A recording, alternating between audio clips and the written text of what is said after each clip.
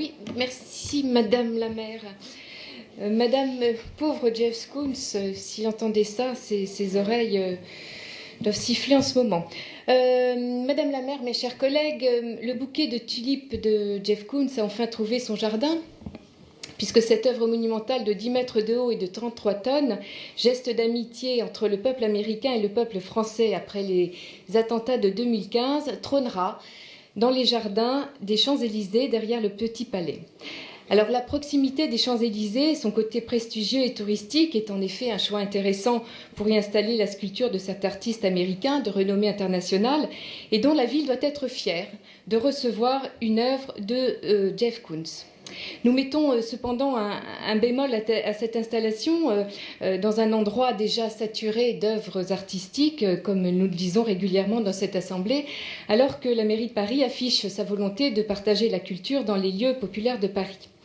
L'ancienne ministre de la Culture, Françoise Nyssen, s'était dite favorable à l'installation de cette œuvre dans un lieu populaire, visible et partagé par tout le monde. Alors force est de constater qu'évidemment aucun de ces trois critères n'est respecté, puisque le lieu est prestigieux, mais pas vraiment populaire. Les jardins ne sont pas plus visibles, car souvent cachés par de nombreux camions qui stationnent pour les multiples événements dans cette zone. Et finalement, ces tulipes seront plus admirées par les touristes que par les Parisiens, mais le temps n'est plus à la polémique. En revanche, se pose la question de l'entretien de ce cadeau magnifique, mais un peu imposant. Car c'est une œuvre de 10 mètres de haut qui demande de l'entretien. C'est donc l'objet de cette délibération qui fixe les conditions de financement de ce dernier.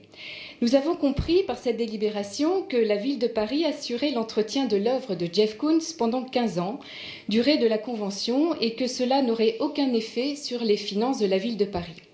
En effet, la Convention prévoit de verser 20% de ses recettes commerciales, tirées de cette œuvre, à la ville de Paris pour en financer l'entretien. Donc en théorie, cela ne coûtera rien aux Parisiens. Or, des questions, malgré tout, demeurent et se posent quant à ce montage financier. En effet, aucune estimation financière n'est annoncée. Alors, cher Christophe Girard, j'aimerais que vous nous annonciez, si vous le connaissez, le montant annuel des coûts de l'entretien que représentera l'entretien pour cette œuvre. De plus, en dehors des coûts d'entretien, se posent également les questions de coûts de sécurisation du site et de l'œuvre. Pouvez-vous également nous apporter des réponses quant à ce financement qui n'apparaît nulle part dans la Convention?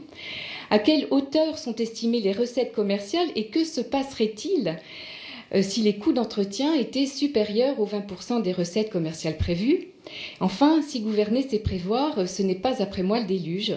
Et vous nous aviez spécifié, cher Christophe Girard, en deuxième commission, que les femmes et les hommes qui administreraient cette ville dans 15 ans, au terme donc de cette convention, choisiraient la suite qu'ils souhaiteraient donner à cette convention.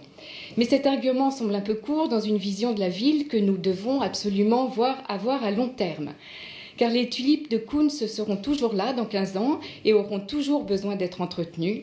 Les Parisiens doivent savoir aujourd'hui si la gratuité des coûts d'entretien sera bien pérennisée, car car un cadeau doit rester un vrai cadeau et non pas un cadeau empoisonné. Mais nous voterons malgré tout cette délibération. Je vous remercie.